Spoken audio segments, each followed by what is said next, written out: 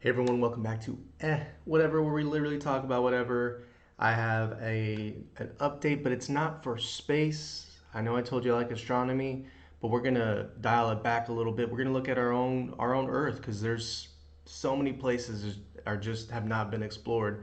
Most of them in the ocean, and that's exactly what today is. What they captured in the Mariana Trench shocked the world. Now, for those of you who don't know, the Mariana Trench is the deepest part in any of these oceans. All right, so, well, that we found so far anyway. So, we're going to check this one out. And if you're new, you know what to do. But without further ado, let's get into it. I hope I learned something. I'm pretty sure I will. I hope y'all learned something as well. I hope this is interesting for you. And I will be getting back to the reactions. I'm still working on them. Regular job. Regular guy doing a regular job. So here we go. Let's jump into it. Do you know that there is an otherworldly place right here on our own planet? Only here the sun has never shone. Wild variations in temperature exist, with islands around volcanic vents punctuating seas of frigid cold with scorching hot water.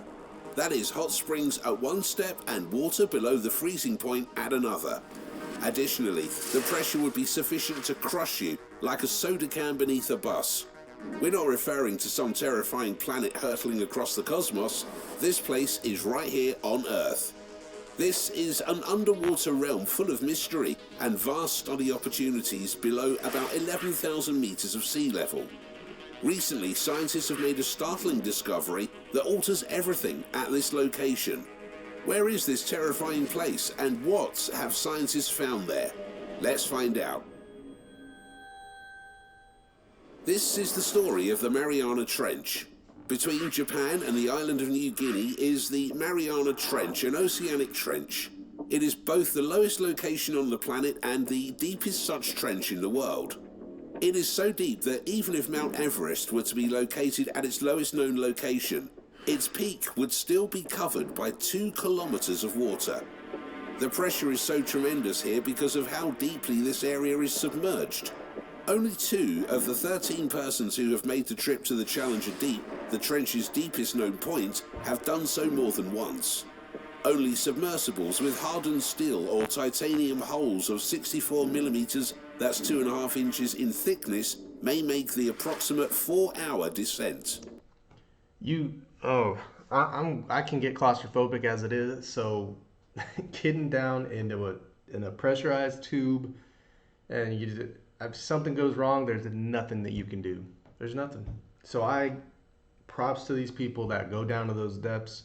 To the people in the Navy and stuff. I know my buddy was on a nuclear sub back in the day, and they would hit some pretty, I don't know, maybe not immense pressures like this, but that's, yeah. I don't know. Is anybody else here claustrophobic? Or is that just me? That really makes my skin crawl. The bottom of the trench has never been reached by a human being before. In other words, more individuals have walked on the moon's surface than in the trench. How did the Mariana Trench form? The crust of the Earth is a solid rock shell that surrounds the planet. Our planet's dry land is formed by some of the crust's thicker or continental crust regions. Since water naturally prefers to flow downward and toward lower altitudes, the oceans are found in the regions of our world with the thinnest oceanic crust. The Earth is a planet that supports life while being covered in a layer of remarkably solid rock. Earth's skin is constantly forming, aging, and finally being recycled as part of a continuous cycle, exactly as how human skin ages and gets replaced. In subduction zones where tectonic plates converge and push beneath one another, the crust is absorbed back into the molten mantle of the Earth, driving this process, whereas new crust is formed in rift areas, where tectonic plates move apart from one another. The Mariana Trench is among the deadliest places on Earth because of its depth. Water is colder than 0 degrees Celsius, and it is always in the dark. The intense water pressure renders the existence of life Wait, if it's colder than 0 degrees, wait, he said Celsius or Fahrenheit. Let me go back. real quick. Because of its depth. Water is colder than 0 degrees Celsius and it is always in the Oh dark. no. The intense water pressure Never mind. renders the existence of life as 0 degrees Celsius. I was thinking Fahrenheit because I was like, well, wouldn't the water be frozen? But then you have like geothermal vents and stuff that may, even if that was the case, like maybe that would still keep the water in a liquid form. I don't know. I don't know what I was thinking, but obviously I was wrong. we know it, all but impossible. 8 tons per square inch rises as depth is increased. Under this pressure, any air-filled crevice in the human body would instantly collapse. The bones would be crushed and the lungs would collapse from lack of air. The Mariana Trench is the part of the crust that is the deepest. One such subduction zone, where the Earth's crust pushes far into the planet's interior, forms the Mariana Trench. It descends roughly 11,034 meters, that's 36,201 feet, below the ocean's surface. A microplate is another name for the Mariana tectonic plate. The tiny Mariana tectonic plate and the Pacific plate are separated from one another on the eastern side by the Mariana Trench. The Mariana microplate is pushed toward and underground by the Pacific plate, creating the Mariana Trench.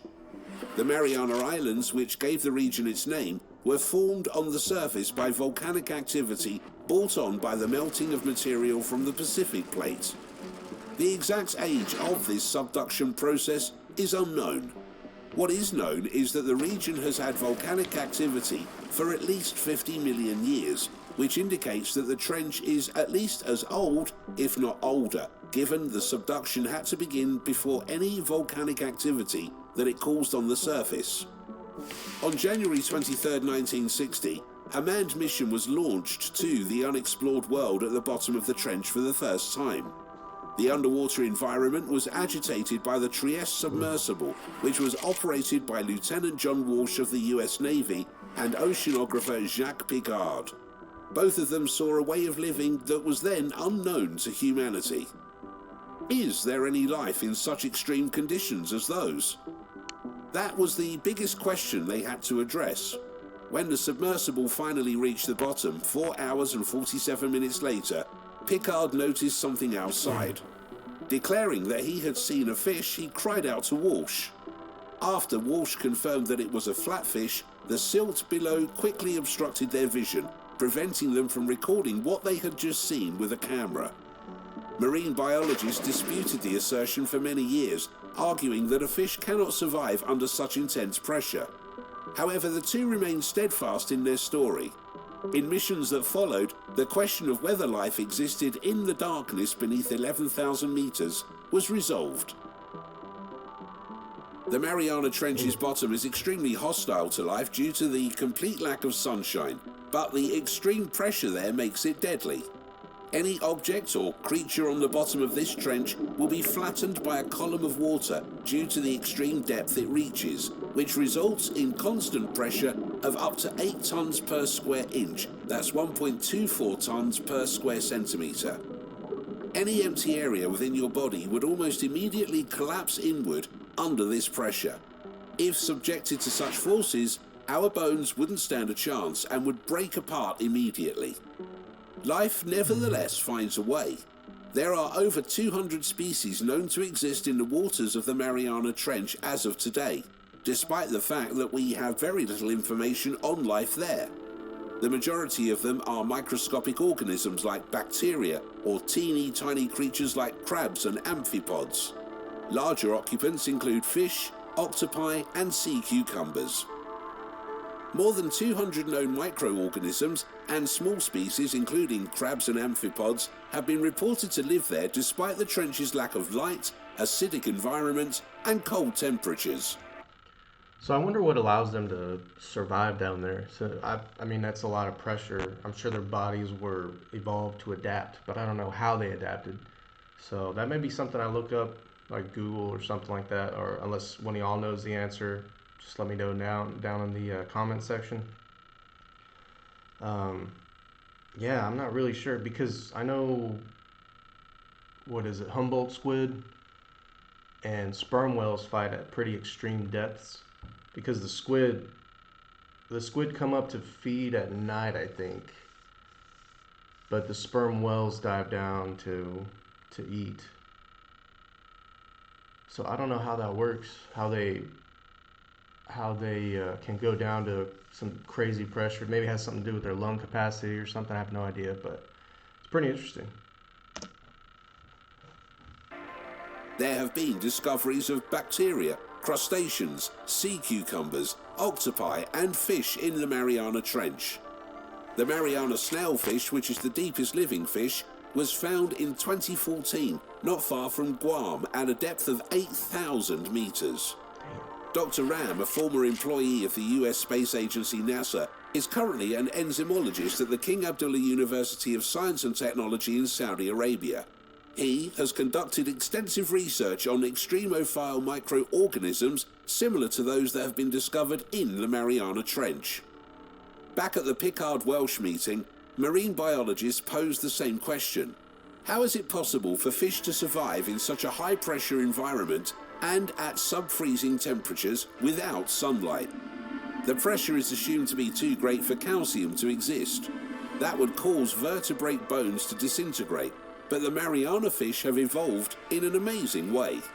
Fish that reside near the ocean's surface could have an air-filled swim bladder. This aids in their buoyancy or submersion in the water. These air sacs were abandoned by the deep-sea fish so that they wouldn't be crushed. There are other further adaptations found in aquatic life. Skulls with spaces, bodies built primarily of cartilage rather than bones, and even genetic evolution. Proteins must be able to alter form steadily in order for movement and reactions to occur under high pressures. The Mariana snailfish, the gene that produces the necessary compound trimethylamine oxide, TMAO, contains not one but 5 copies. They even have membranes made of lipids, such as vegetable oil, to keep them from freezing solid. The deep marine fauna has also discovered sources of energy and illumination other than sunlight. Some have improved their vision dramatically, while others have given up on the need for vision in favour of touch and vibration. To entice mates or terrify prey, bioluminescent organisms generate light on their own. They rely on the bacterial process of chemosynthesis, which converts inorganic materials into organic materials to make up for the lack of photosynthesis. Fish carcasses and even wood that has sunk to the ground serve as dependable food sources. Researchers have emphasized the importance of doing studies in every remote corner of the globe. Uncovering the secrets of the Black Ocean may lead to the discovery of more effective food, medication, and energy sources, as well as the early detection of potentially fatal earthquakes and tsunamis. The biggest riddle that could be cleared out by digging deep is how the Earth's ecology is changing. Extreme environments where life can exist, such as high pressures, icy temperatures, and total darkness, can teach humans about the evolutionary process that produced life as we know it. Microbes that potentially serve as sources for antibiotic or anti-cancer medications have been discovered by researchers. The most tragic thing that mankind has ever done to the globe is to poison the pure environment with its polluted footprints. A study found that the Mariana Trench had higher pollution levels than the surrounding highly industrialized areas. It implies that the bioaccumulation has led to a rise in anthropogenic contamination, which has been seen in the planet's deepest trench. At the bottom of the trench, plastic cans, disposable dishes and bags have been discovered. The findings of a study that claimed to have discovered microplastics in the amphipods were more concerning. From plastic bottles to the synthetic clothing we wear, microplastic is a part of our system. You would be mistaken if you believed that the trench could evade the worldwide plastic pollution crisis. According to a recent study, a plastic bag similar to those given away at grocery shops was discovered inside the Mariana Trench at a depth of 10,975 meters, that's 36,000 feet, making it the deepest piece of plastic rubbish ever discovered. The Deep Sea Debris Database, a recently made public collection of images and videos from 5,010 dives over the past 30 years, was used by scientists to search for it. Plastic was the most common type of waste that could be classified, and plastic bags in particular were the main source of plastic rubbish. Other debris included items made of rubber, metal, wood, and cloth, some of which have not yet been categorized. Man, we gotta figure out ways to another way to get rid of this plastic, man, because this is disturbing. I know there was a kid that had come up with the idea to have, like, I think it was a kid. I can't remember exactly. They had dragged like a massive net. I forget how long the net was, and across, I think in the somewhere off the coast of the eastern coast of the United States or something, and they just picked up so much trash. It's freaking crazy. But we got to figure out some other disposal, like something like something like Futurama, where we shoot it off in a rocket ship somewhere else. That's a bad joke, but at this point, I don't know what else they're gonna do with it, because if you burn it or something like that, I think the byproducts are super. They're probably even worse than the plastics themselves, but I could be wrong. A staggering 89% of the plastic was the kind that is only used once and then discarded, such as a plastic water bottle or disposable utensil. The most recent research also discovered that 17% of the photos of plastic that was stored in the database revealed some sort of interaction between marine life and the plastic, such as when creatures become tangled in the trash. Where did the plastic come from? The latest study is only one of many that demonstrate how pervasive plastic pollution has grown to be on a global scale. Single-use plastics are widely used, yet once in the wild, they could take hundreds of years or longer to decompose. Other research found that in some areas, the Mariana Trench had higher pollution levels overall than some of China's most contaminated rivers. The authors of the study proposed that the breakdown of plastic in the water column may have contributed to the chemical contaminants in the trench. Recently, the environmental movement has placed more emphasis on plastic. This past Earth Day, for instance, it was a major topic. A 2017 study found that the majority of plastic entering the ocean comes from 10 rivers that flow through densely populated areas. Plastic can enter the ocean directly in other ways as well, such as trash dumped from ships or trash blown from beaches. A study recently indicated that abandoned fishing gear was a significant contributor to the Great Pacific Garbage Patch, which is a floating collection of trash the size of Texas that is currently floating between Hawaii and California. Although there is undoubtedly considerably more plastic in the ocean than there is in a single plastic bag, the object has evolved from a wind-tossed metaphor for apathy to a symbol of profound influence humans can have on the environment. It has been demonstrated that microplastics hurt sea life, which is already suffering from overfishing and climate change. The fact that we discovered such incredibly high concentrations of these pollutants really emphasizes the catastrophic long-term effects that human activity is having on the environment. According to a more recent study from the University of Michigan, the trench receives a harmful mercury poisoning from fish carcasses sinking from near-surface waters. This neurotoxin's discovery suggests a risky trend. The toxin would have to travel over 11,000 meters of water. According to the research, poisons are released into the atmosphere by coal-fired power stations, cement plants, incinerators, mines, and other operations. In the end, this mercury makes its way to the ocean by runoff from rivers and estuaries, dust and rain. What comes next is far riskier. The mercury is changed by microbes into the very poisonous form of methylmercury, which accumulates in fish. The brain, immunological and digestive systems of humans and other animals who consume contaminated seafood can be harmed by this toxin. The Mariana Trench is so harsh and unlike the environments we are accustomed to that it might as well be a foreign planet.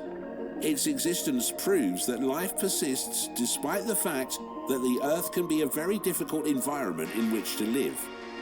The Ring of Fire 2 expedition, which was the final manned mission to the trench, took place in February 2021. Victor Vescovo and Richard Garriott, an American businessman, video game creator, and private astronaut, also made the descent following an unmanned plunge. Thus, Garriott became the 17th and most recent person to dive into the Mariana Trench. The Mariana Trench should act as a sobering reminder of our technological limitations, as well as how far and how deep our tenacity and curiosity may carry us as humanity verges farther into space. Thanks for watching another episode of Voyager.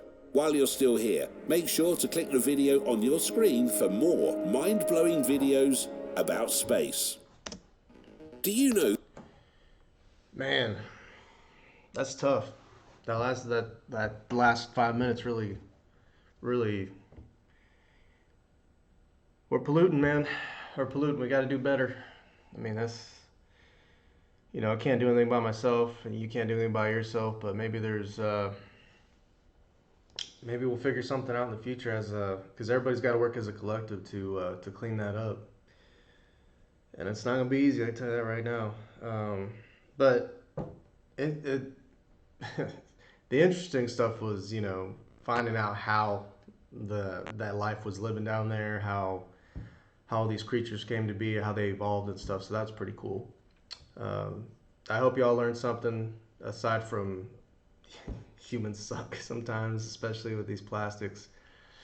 But yeah, if anybody knows anything about like some, an organization that maybe I could talk about on here that could help, that helps, that's really trying their hardest to mitigate this as much as possible, let me know. And I hope you enjoyed the video. Thanks to Voyager for putting out this information, shedding some more light on the pollution and its harmful effects on the environment, especially the sea life. Because I think people take for granted that kind of stuff. But yeah, until the next video, I really appreciate y'all stopping by, checking it out. Be sure to go check out Voyager's page and like and subscribe, and let them know that their stuff is solid. All right, so until next time, peace.